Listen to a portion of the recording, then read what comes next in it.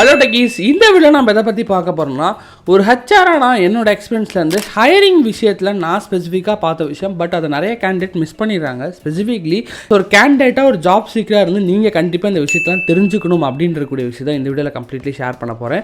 இது உங்களோட ஜாப் சர்ச்சில் அடுத்த லெவல் கொண்டு போகிறதுக்கான ஒரு விஷயமா இருக்கும். இந்த விஷயங்களை எல்லாத்தையும் தெரிஞ்சுக்கிட்டு நீங்கள் ஜாப் சர்ச் பண்ணுறப்ப கண்டிப்பாக மற்றவங்களோட உங்களால் பெட்டராகவே ஜாப் சர்ச் பண்ணி அந்த இன்டர்வியூக்கு போக முடியும். ஸோ அப்படி ஹிட்டான என்னென்ன விஷயங்கள் இருக்குது, மஸ்ட் யூனிட் நோ என்னென்ன விஷயங்கள் அப்படிங்கிற வீடியோவில் கம்ப்ளீட்லி இந்த வீடியோவை ஸ்கிப் பண்ணாமல் டில் எண்ட் வரை பாருங்கள். நீங்கள் ஒரு ஜாப் சீக்கிரம் இருந்து ஒரு ஐடி கம்பெனிக்குள்ள வரணும், ஜாப் தேடிட்டு இருக்கீங்க அப்படின்னா கண்டிப்பாக யூஸ்ஃபுல்லாக இருக்கும். Let's get to the video. அப்படி இந்த ஹையரிங் சீக்ரெட் நிறைய பேருக்கு தெரியாத விஷயத்தில் ஃபஸ்ட்டு நீங்கள் என்ன மெயினாக தெரிஞ்சுக்கணும் அப்படின்னா, எந்த ஜாப் ஓப்பனிங் ஓப்பன் பண்ணாலுமே ஸ்பெசிஃபிக்லி பார்த்தீங்கன்னா நவுக்கரியோ லிங்க்டின்ல எதில் ஓப்பன் பண்ணாலுமே அப்ளை பண்ணுறதுக்கு முன்னாடி நிறைய ஜாப் ஓப்பனிங்கில் ப்ரீ ஸ்க்ரீனிங்க்கு கொஷின்ஸ் நிறைய கேட்டிருப்பாங்க. நிறைய பேர் நம்ம என்ன பண்ணுவோம், இன்ஃபேக்ட் நானே ஃப்ரெஷ்ஷாக இருந்து வேலை தேடுறப்ப கூட அந்த மாதிரி கொஷின்ஸ்லாம் கேட்டால் ஸ்கிப் பண்ணுறதுக்காச்சும் ஒரு பட்டன் இருக்குமா, அந்த பட்டன் வச்சு அதை ஸ்கிப் பண்ணிவிட்டு எப்படியாச்சும் அதை அப்ளை பண்ணி முடிச்சிருவோம் அப்படின்னு சொல்லி தான் நிறைய பேரோட பாயிண்ட் ஆஃப் வியூ இருக்கும். இன்ஃபேக்ட் நானே ஃப்ரெஷ்ஷாக தேட்டரை அப்படி தான் பண்ணியிருக்கேன். பட் இங்கே தான் ஒரு சேஞ்சே நடக்குது. Because HRs mostly job posting போடுறப்போ மோஸ்ட் ஆஃப் தி கம்பெனியில், அது ஸ்பெசிஃபிக்காக ஃப்ரெஷருக்கெலாம் போடுறப்போ ப்ரீ ஸ்க்ரீனிங் கொஷினாக பேசிக்காக விஷயங்கள் ஃபில்டர் என்ன பண்ணணும் நினைக்கணும் எல்லாத்தையுமே கொஷினாகவே கொடுத்துருவாங்க.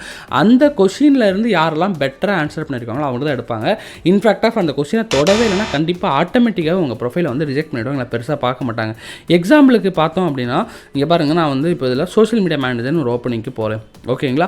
ஸோ இதில் பார்த்தீங்கன்னா நம்ம ஓப்பனிங்ஸில் ப்ரீ ஸ்க்ரீனிங் கொஷினாகவே இந்த கொஷின்ஸ் எல்லாத்தையும் கேட்டிருந்தோம். லைக் பார்த்தீங்கன்னா இது நம்மளோட பேஜை ஹேண்டில் பண்ணுறதுக்கான ஒரு ஓப்பனிங். இது உங்ககிட்ட லேப்டாப் இருக்கா, அதே மாதிரி உங்களோட கரண்ட் லொக்கேஷன் என்ன, சேலரி எக்ஸ்பெக்டேஷன் என்ன, கண்டென்ட் ரைட்டிங் பற்றி தெரியுமா, சோஷியல் மீடியா மேனேஜ்மெண்ட் பற்றி தெரியுமா, யூடியூப் அனலிட்டிக்ஸ் பற்றி தெரியுமா, இந்த மாதிரி நீங்கள் டிஜிட்டல் மார்க்கெட்டிங் எங்கே லேர்ன் பண்ணீங்க, are you looking for full டைமா, பார்ட் டைமா, ஃப்ரீலான்சிங்காக, ஏன் இந்த ஜாபுக்கு உங்களுக்கு இன்ட்ரெஸ்ட், ஏன் கூட ஒர்க் பண்ணுறதுல இன்ட்ரெஸ்ட், இந்த மாதிரி பேசிக்காக எந்தெந்த விஷயத்தையும் கேட்டு தெரிஞ்சுக்கணும்னு நினைக்கிறோமோ அந்த விஷயங்கள் எல்லாத்தையுமே தான் ஹெச்ஆர் இந்த மாதிரி கொஷின்ஸாக கொடுப்பாங்க.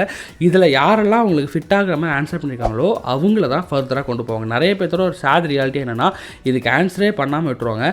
ஆன்சரே நீங்கள் பண்ணலாம், டேரெக்டாக ரிஜெக்ட் அப்படிங்கிற ஆப்ஷனில் நீங்கள் எதுக்குமே ஆன்சர் பண்ணலாம். நீங்கள் என்ன தான் ஸ்கில்லடாக இருந்தாலுமே கூட இதுக்கே நீங்கள் ஆன்சர் பண்ணல, ஒன்றும் இன்ட்ரெஸ்ட் இல்லைன்ட்டோ, இல்லைன்னா ஆன்சர் பண்ணினவங்க அவ்வளோ பேர் இருக்கப்போ ஆன்சர் பண்ணாமல் இருக்க உங்களை நான் எடுத்து டெஸ்ட் பண்ணி பார்க்கறதுக்கு என் வேலையை சிம்பிளிஃபை பண்ணணும்னா யாரெல்லாம் இங்கே கரெக்டாக கொடுத்துருவாங்க அவங்கள தான் எடுப்பேன்னு சொல்லி டேரெக்டாக இதில் யாரெல்லாம் ஃபில் பண்ணியிருக்காங்களோ அதில் யாரெல்லாம் செட் ஆகுறாங்களோ அவங்கள தான் எடுப்பாங்க. அதனால் அட்லீஸ்ட் இந்த மாதிரி ப்ரீ ஸ்க்ரீனிங் கொஷின் உங்களுக்கு கேட்குறாங்க அந்த ஜாப் ஓப்பனிங்கில் வரணும்னா அதை எல்லாத்தையுமே கரெக்டாக கொடுத்து மேட்ச் பண்ண பாருங்கள். அடுத்து நீங்கள் சீக்கிரட்டில் மெயினாக செகண்டாக தெரிஞ்சுக்கிற விஷயம் என்ன அப்படின்னா, ஒரு ஹெச்ஆர் இருக்காரு உங்களுக்கு கால் பண்ணுறாரு அப்படின்னா ஸ்பெசிஃபிக்லி அந்த ஹெச்ஆருக்கு எல்லா விஷயமும் தெரிஞ்சிருக்கும். எக்ஸாம்பிளுக்கு இப்போ உங்களுக்கு ஒரு ஜாவா டெவலப்பர், பைத்தான் டெவலப்பர், ஒரு ஃபுல் ஸ்டாக் டெவலப்பர், இந்த மாதிரி டெவலப்மெண்ட் டெஸ்டிங் ஏதாவது ஓப்பனிங் கால் பண்ணுறாங்க அப்படின்னா அந்த ஹெச்ஆருக்கு உங்களோட அதிகமாக அந்த டொமைனை பற்றி தெரிஞ்சிருக்கும், அதிகமாக அந்த ரோலை பற்றி தெரிஞ்சிருக்கும் அப்படின்னு நினச்சிட்டு நீங்கள் ஃபிகராக பதில் சொல்லணும்னு கூட கிடையவே கிடையாது. மோஸ்ட்லி பார்த்தீங்கன்னா ஹெச்ஆர் ரெக்ரூட்லேருந்து கால் பண்ணுறவங்களுக்கு அந்த ரோலை பற்றின நாலேஜ் பெரிய அளவில் இருக்காது. பிகாஸ் ஏன் அப்படின்னா ஒரு பேசிக்காக அண்டர்ஸ்டாண்டிங் இருக்கும். ஏன் அப்படின்னா இப்போ ஒரு டெவலப்மெண்ட், டெஸ்டிங், டிசைனிங் இந்த மாதிரி எடுத்துக்கிட்டே ஐடியில் நூற்றுக்கணக்கான ஜாப் ஓப்பனிங் இருக்குது. ஒரு ஓப்பனிங்க்கும் உள்ளே உட்காந்து டெப்த்தாக படிக்கணும், தெரிஞ்சுக்கணும் அப்படின்னா கண்டிப்பாக யாராலையுமே முடியாது. இன்ஃபேக்ட் நீங்களே நினச்சி பாருங்கள்,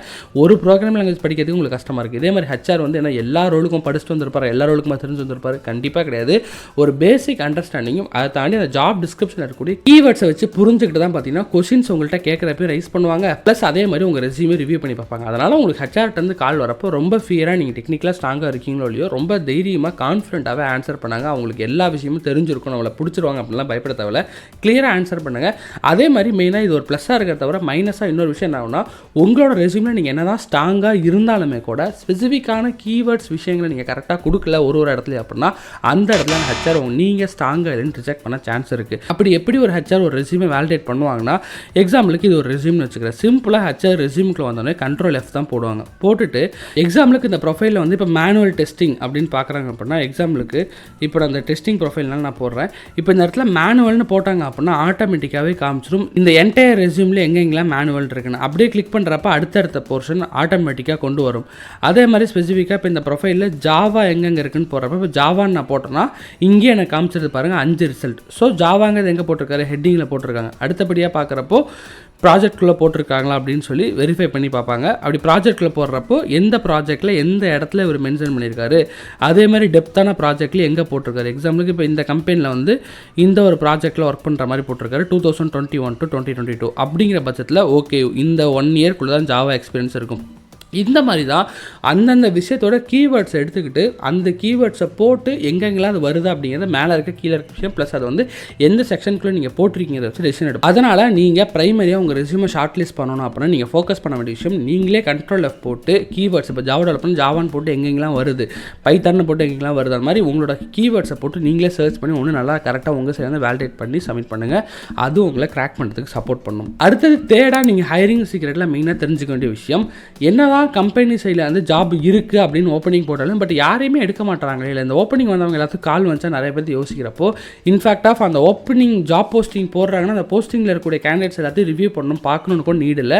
அப்படி இல்லாமல் கூட கேண்டிடேட்ஸை எடுத்துருவாங்க. எப்படின்னு பார்த்தீங்கன்னா ஒரு கம்பெனிலேருந்து ஜாப் போஸ்டிங் மார்க்கெட்டில் இருக்கக்கூடிய பிளாட்ஃபார்மில் போட்டு எடுக்கிறது ஒன்று வழினா அதை தாண்டி நிறைய வழிகள் இருக்குது. எக்ஸாம்பிளுக்கு அவங்களோட கரியர் போர்ட்டலே டேரெக்டாக அப்ளை பண்ணுறவங்க, அப்படி இல்லைனா எம்ப்ளாயி சைட்லேருந்து ரெஃபர் பண்ணுறவங்க அப்படின்னு நிறையா இருக்குது. அதில் ஸ்பெசிஃபிக்லி இப்போ எம்ப்ளாயி ரெஃபரல் எடுத்துக்கிட்டிங்கன்னா ஃபஸ்ட்டு ப்ரிஃபரன்ஸே எம்ப்ளாயி ரெஃபரல்ஸ் தான் கொடுப்பாங்க. அது எந்த கம்பெனி இருந்தாலும் சரி எம்ப்ளாயி ரெஃபரலுக்கு எப்போயுமே ஒரு பவர் இருக்கும். பிகாஸ் யாருன்னே தெரியாத ஒருத்தவங்க அது ஒரு நௌக்கரி லிங்க்டின் மாதிரி ஜாப் போர்ட்டலில் ஒரு 1000 பேர் ஒரு தடவை அப்ளை பண்ணுறது எப்படி இருக்கும், கூடயே ஒர்க் பண்ணுற ஒரு எம்ப்ளாயி இந்த ரெஸ்யூமை ஷார்ட்லிஸ்ட் பண்ணி எப்படி எடுத்துக்கணும் என்ன இருக்கும், அந்த 1000 பேரை சூஸ் பண்ணுறதுக்கு முன்னாடி இந்த எம்ப்ளாயி கொடுத்த அந்த ப்ரொஃபைலை தான் பார்த்தீங்கன்னா எடுத்து வேலிடேட் பண்ணி ஃபர்தராக ப்ரொசீட் பண்ண பார்ப்பாங்க. இன்ஃபேக்ட் ஆஃப் அந்த ரெஸ்யூம் கொடுத்த எம்ப்ளாயே அந்த கம்பெனியில் சீனியர் பொசிஷனில் இருக்கலாம், இல்லை கொஞ்சம் நல்ல பொசிஷனில் இருக்கலாம். அது மட்டும் இல்லாமல் எல்லா கம்பெனியும் நீங்கள் நல்லா புரிஞ்சுக்கக்கூடிய விஷயம், எம்ப்ளாயி ரெஃபரல் அப்படிங்கிறதுக்கு மோஸ்ட் ஆஃப் தி கம்பெனியில் மணி கொடுப்பாங்க, அதாவது ரெஃபரல் போனஸ். ஸோ இந்த ரெஃபரல் போனஸ் அப்படின்னு ஒன்று இருக்கனாலே எம்ப்ளாயிஸ் ஒருத்தரும் ஒரு கேண்டிடேட்டை ரெஃபர் பண்ணுறாங்கன்னா கண்டிப்பாக அந்த கேண்டிடேட் எப்படியாச்சும் எடுக்க வச்சாகணும்னு சொல்லி ஹெச்ஆருக்கு இவங்களே வாண்டடாக ப்ரெஷர் போடுவாங்க. ஸோ நீங்கள் ஒரு கேண்டிடேட் சைட்லேருந்து அப்ளை பண்ணிட்டு ஹெச்ஆர் வந்து கால் பண்ணுவாங்களா மாட்டாங்கன்னு வெயிட் பண்ணிட்டு இருக்க தாண்டி அங்கே அவர் எம்ப்ளாயி ரெஃபர் பண்ணிதாருன்னா அவர்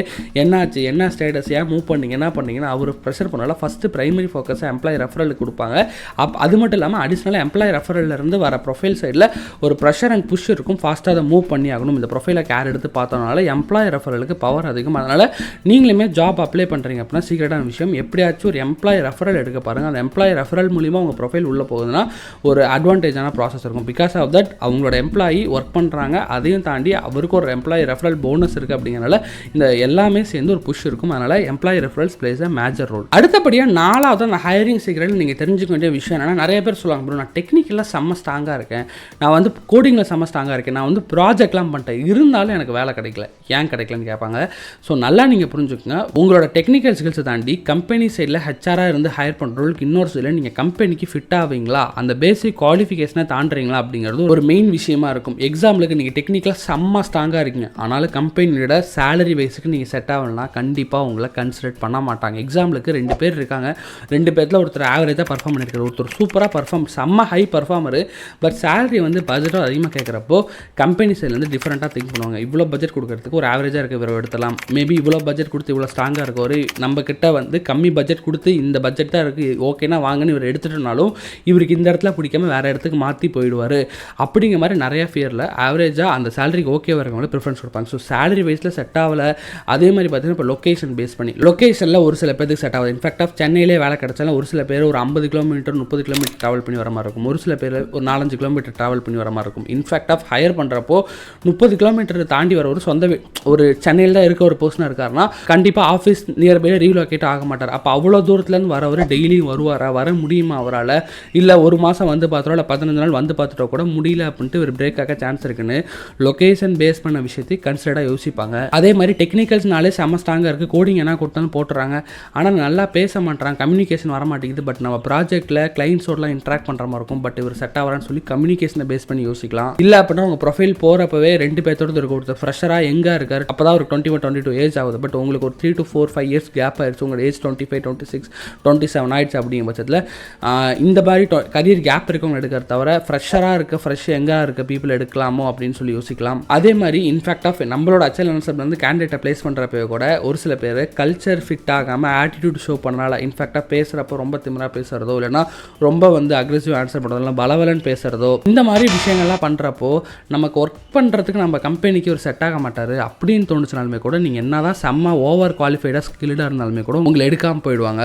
அதே மாதிரி ஒரு லீஸ்ட்டில் ஒரு எஜுகேஷன் குவாலிஃபிகேஷன் பேக்ரவுண்ட் மேட்ச் ஆகலை, எக்ஸாம்பிள் ஒரு சில கம்பெனி இந்த டொமைன் தான் முடிச்சிருக்குன்னு கேட்குறப்போ இப்போ 2 பேர் ஃபைனல் ரவுண்டுக்கு கிளியர் ஆகுறாங்க, ஒருத்தர் யூஜி இன்னொருத்தர் பிஜி முடிச்சிருக்காரு, பட் பிஜியுமே ஸ்பெசிஃபிக்காக அந்த கம்ப்யூட்டர் சயின்ஸ் டொமைன் முடிச்சிருக்கான்னு அவர் தான் ப்ரிஃபர் பண்ணுவாங்க. ஸோ இது எல்லாமே கூட ரீசனாக அமையும் ஹெச்ஆராக இருந்து ஒரு ஹையரிங் ப்ராசஸில். அதனால் வெறும் டெக்னிக்கல் நாலேஜ் டெக்னிக்கலாக ஸ்ட்ராங்காக இருந்தால் இருந்தால் மட்டும் போதும் கிடையாது. இப்போ நான் சொன்னது எல்லாமே ஒரு பாயிண்ட் ஆஃப் வியூலேருந்து ஹெச்ஆரோட வியூலேருந்து ஹையர் பண்ணுற பார்க்குற விஷயங்கள்.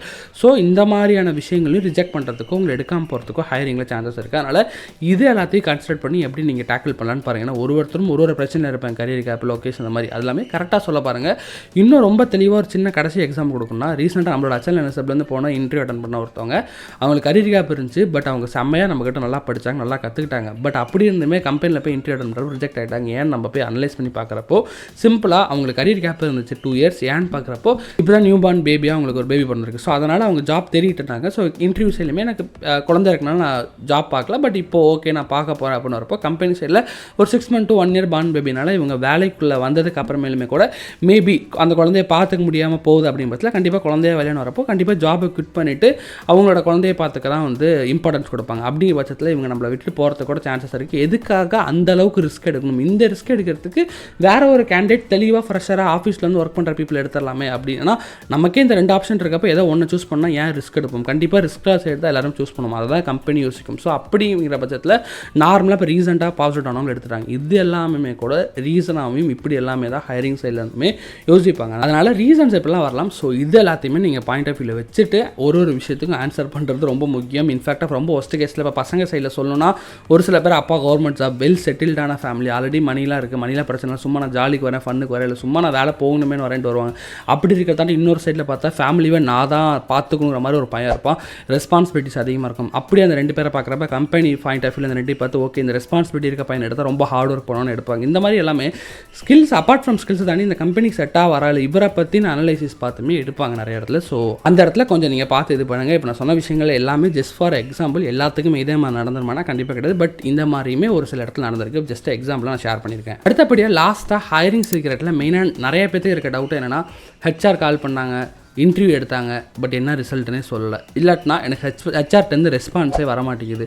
என்ன தான் பிரச்சனை? இல்லை நான் இன்டர்வியூ முடிச்சுனா நான் செலக்டாக ரிஜெக்ட் ஆனே சொல்ல மாட்டேறாங்க. இதுதான் நிறைய பேர் ஃபேஸ் பண்ணுற பிரச்சனையாக இருக்குது. பட் ஒரு ஹெச்ஆரோட பேக் ஹேண்ட்லேருந்து என்னென்ன நடக்கும்னு நான் சொல்கிறேன். மெயினாக இப்போ உங்களை கால் பண்ணி கூப்பிட்றாங்க. ஒரு ஹெச்ஆருக்கே பார்த்தீங்கன்னா ஒரு கேண்டிடேட்டை க்ளோஸ் பண்ணுறதுங்கிறது அவ்வளோ இம்பார்ட்டன்ஸ். எல்லாத்துக்குமே டார்கெட் இருக்கும். ஒரு மாதத்தில் இவ்வளோ பேரை ஹையர் பண்ணணும். கண்டிப்பாக நீங்கள் செலக்ட் ஆகிட்டீங்க, இல்லை உங்களை அடுத்த ஸ்டேஜ் ப்ரொசீட் பண்ண முடியும்னா உங்களுக்கு ஃபஸ்ட்டு ஆளாக நீங்கள் கால் பண்ணுறீங்களே ஹெச்ஆரை வாண்டடாக உங்களை கால் பண்ணி ப்ரொசீட் பண்ணுவாங்க. அதனால் நீங்கள் டெஃபினட்டாக ஒரு கரெக்டான குவாலிஃபைடு கேண்டிடேட் அங்கே கம்பெனிலையும் ஒரு கரெக்டான ஒரு ஓப்பனிங் இருக்குது, மேட்ச் ஆகிறீங்கன்னா நீங்கள் ஹெச்ஆரை தேடி போய் கேட்கணும்ல. அவங்களே தேடி வந்து ஒரு நாளைக்கு 2 to 3 டைம் கால் பண்ணி ஃபாலோ பண்ணுவாங்க. பட் எக்ஸ்பெஷன் கேஸில் நிறைய பேருக்கு கால்ஸ் வர மாட்டேங்குது, இந்த மாதிரி கூப்பிட மாட்டாங்க. இதுக்கெல்லாம் என்ன காரணம் அப்படின்னு பார்க்குறப்ப நிறைய ரீசன்ஸ் இருக்கலாம். ஒரு சில ஹெச்ஆர் வந்து ரிஜெக்ட் ஆகிட்டாங்க அந்த கேண்டிடேட் அப்படின்னா வாண்டடாக கூப்பிட்டு சொல்கிறதுக்கு சங்கடப்பட்டு ஒரு சில பேர் சொல்ல மாட்டாங்க, இந்தாங்க நீங்கள் ரிஜெக்ட் ஆகிட்டீங்க அப்படின்னு சொல்லிட்டு. மேபி வாண்டடாக அவங்களே ஃபோன் பண்ணுனா சொல்லலாம், இல்லாட்டினா அப்படியே விட்டுறலான்னு சொல்லி விட்டுருவாங்க. ஒரு சில பேர், எல்லாருமே அப்படி கிடையாது. பட் நான் பார்த்த என்னோட எக்ஸ்பீரியன்ஸில் பார்த்துருக்கேன். ஒரு சில பேர் எக்கிட்ட ஃபோன் பண்ணி நம்மளே நீங்கள் ரிஜெக்ட் ஆகிட்டுன்னு சொல்லணும், கூப்பிட்டா சொல்லிடலாம், இல்லைனா அப்படியே விட்டலாம், அவங்களே புரிஞ்சுப்பாங்கன்னு சொல்லி நிறைய பேர் அப்படி விட்டுருவாங்க. அதே மாதிரி எல்லா ஜாப் ஓப்பனிங்ஸ்க்கும் பார்த்தீங்கன்னா ஜஸ்ட் இப்போ ஒரு ஓப்பனிங் இருக்குன்னா அந்த ஒரு கேண்டிடேட்டை மட்டுமே ப்ரொசீட் பண்ண மாட்டாங்க. ஒரு ஜாப் ஓப்பனிங்க்கு இப்போ ஒரு கேண்டிடேட் ஃபைனல் ஹெச்ஆர் ரவுண்டு எடுத்துகிட்டு இருக்காருன்னா இன்னொரு கேண்டிடேட் பேக் ரவுண்டில் ஒரு டெக்னிக்கல் ரவுண்டு இன்றைக்கி ஷெடியூல் பண்ணியிருப்பாங்க. இன்னொரு கேண்டிடேட்டை சோர்ஸ் பண்ணி ரெடியாக வச்சுருப்பாங்க, டெக்னிக்கல் ரவுண்ட் நாளைக்கு ஷெடியூல் பண்ணுற மாதிரி. இன்னும் ஒரு சில கேண்டிடேட்டை சோர்ஸ் பண்ணி இன்டர்வியூக்கு அனுப்பணும்னு வச்சுருப்பாங்க. இந்த மாதிரி ஒரு 4-5 லெவலில் கேண்டிடேட் வச்சுருப்பாங்க. அந்த ஃபைனலாக இருக்கக்கூடிய அந்த ஹெச்ஆர் ரவுண்டில் இருக்க ஒரு கிளியர் ஆகலை அப்படின்னா அப்படியே சைக்கிள் மூவ் ஆகும். டெக்னிக்கல் ரவுண்டில் இருக்க ஒரு கிளியர் ஆகிட்டார்னா அடுத்த ஹெச்ஆர் போவார், இங்கிட்டு இருக்கவங்களும் அடுத்த செட் வருவாங்க. பட் அவர் செலக்ட் ஆகிட்டார் அப்படின்னா பின்னாடி இந்த லைனப்பில் ஒரு 4 பேர் இருக்காங்க பார்த்தீங்களா, அதாவது இன்டர்வியூ ஷெடியூல் பண்ணுறோம், இல்லை உங்கள் ப்ரொஃபைல் ஷார்ட் லிஸ்ட் ஆகிடுச்சு, அதே மாதிரி டெக்னிக்கல் ரவுண்ட் கிளியர் பண்ணி வெயிட் பண்ணிட்டு இருக்காங்க பார்த்தீங்களா, அவங்களோட ப்ரொஃபைல் எல்லாமே அப்படியே ரிஜெக்ட் ஆகும். பிகாஸ் ஆஃப் தட் ஒரு ஆளை எடுத்துறாங்க. அதனால் கம்பெனி எப்பவுமே சேஃபர் சைட்லேருந்து பைப்லைன் பில்ட் பண்ணிப்பாங்க. ஸோ ஒரு கேண்டிடேட் அவர் வரலனாலும் அடுத்தடுத்தாலும் இந்த ப்ராசஸை ஃபாஸ்ட்டாக முடிக்கிறதுக்கு பைப்லைன் இருப்பாங்க. ஸோ அந்த பைப்லைனில் வந்து நீங்கள் வந்து இன்டர்வியூ பின்னாடி இருக்கீங்க அப்படின்னா கண்டிப்பாக அது வந்து உங்கள் மேலே தப்பு கிடையாது. டெஃபினட்டாக கம்பெனி சைடில் தான் அவங்க சேஃபர் சைடில் அப்படி தான் பார்ப்பாங்க. இது வந்து ஒரு நார்மலான இந்த மாதிரி ஒரு ரிஜெக்ஷன் நடக்கும். இதனாலேயே கூட உங்களுக்கு அடுத்தபடியே எந்த ஒரு அப்டேட்டுமே வராமல் போயிடும். நிறைய பேர் ஷார்ட் லிஸ்ட் ஆகிட்டு கால் வரணும்னா இந்த மாதிரி ரீசனாக இருக்கலாம். அதே மாதிரி கம்பெனி ஐடி கம்பெனி சைடில் எப்போ ஒரு பொசிஷன் ஓப்பன் ஆகும், எப்போ ஒரு பொசிஷன் க்ளோஸ் ஆகும்னே சொல்ல முடியாது. திடீர்னு பொசிஷன் ஓப்பனில் இருக்கும், நாளைக்கே ஒரு எம்ப்ளாயர் ரெஃபரல் வந்துருச்சு, யாரோ ஒரு பொசிஷனை க்ளோஸ் பண்ணிட்டாங்க, ஏன்னா அந்த ப்ரொஃபைலுக்கு நிறைய பேர் ஒர்க் பண்ணுவாங்க. அந்த கம்பெனியில் இருக்கக்கூடிய ஹெச்ஆர், வெண்டார், நிறைய டீம்ஸ் வந்து ஒர்க் பண்ணுவாங்க. அப்படி பண்ணுறப்பையோ இல்லாட்டினா அந்த ப்ராஜெக்ட்டில் ஏதாச்சும் இந்த பொசிஷனுக்கு இந்த இடத்துல ஒரு ஆள் தேவைப்படாதுன்னு அந்த ஆர்கிடெக்டோட வேறு யாராச்சும் ஒருத்தர் டிசிஷன் எடுத்துறாங்கன்னா உடனே அந்த பொசிஷனை க்ளோஸ் பண்ணுவாங்க. அப்படிங்கிற பட்சத்தில் டக்குன்னு இப்போ நீங்கள் ஃபாலோ பைப்லைனில் இருந்துட்டு இருக்கீங்க, இன்ஃபேக்ட் ஹெச்ஆர் ரவுண்டே கிளியர் பண்ணிட்டீங்க, ஆஃபர் லெட்டர் ரிலீஸ் பண்ணால் தான் பெண்டிங் நிலைமை கூட அப்படியே ஸ்டாப் பண்ணிவிடுவாங்க. ஸோ இந்த மாதிரி ரீசன் சொல்லிட்டே போகலாம். ஸோ இந்த மாதிரி ரீசன்னாலாம் தான் பார்த்தீங்கன்னா நிறையா கால்ஸ் வராமலோ ஷார்ட் லிஸ்ட் ஆகிட்டோ ஃபர்தராக ப்ரொசீட் பண்ணாமே கூட இருக்காங்க. அதனால் நல்லா புரிஞ்சுக்கோங்க, டெஃபினட்டாக அங்கே நீட் இருக்குது, டிமாண்ட் இருக்குன்னா ஹெச்ஆர் வாண்டடாக உங்களை தேடி வருவாங்க. இல்லைன்னா நீங்கள் ஒரு நாளைக்கு ஒரு வாட்டி 2 வாட்டி ஃபாலோ அப் கால் பண்ணுறப்ப எடுத்து ரெஸ்பான்ஸ் பண்ணுவாங்க. ஸோ உங்களோட லிமிட்டே 1 to 3 ஒர்க்கிங் டேஸில் ஒரு நாளைக்கு 2 to 3 டைம்ஸ் கால் பண்ணுங்கள்.